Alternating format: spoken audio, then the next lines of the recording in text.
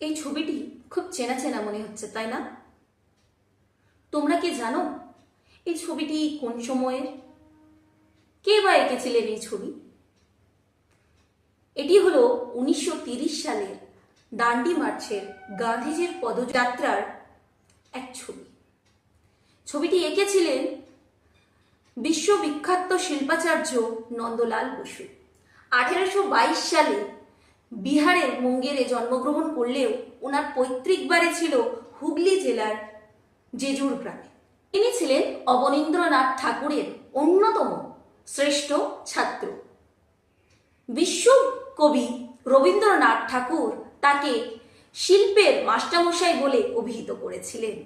তাছাড়াও তিনি শান্তিনিকেতনের কলা বিভাগের প্রধান হিসেবে বহু বছর কর্মরত ছিলেন। নন্দলাল বসুর সবচেয়ে বড় সম্মান ছিল তিনি ভারতবর্ষের সংবিধানের মূল লিপির অলঙ্করণ করেছিলেন।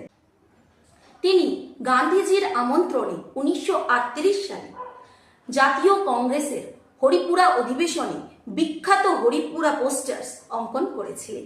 এই ধরনের আরো ইনফরমেটিভ ভিডিও পাওয়ার জন্য আমাদের ইউটিউব চ্যানেলটি সাবস্ক্রাইব করো এবং তুমি যদি ফেসবুকে এই ভিডিওটি দেখো অবশ্যই পেজটি ফলো করে দাও। Thank you so much.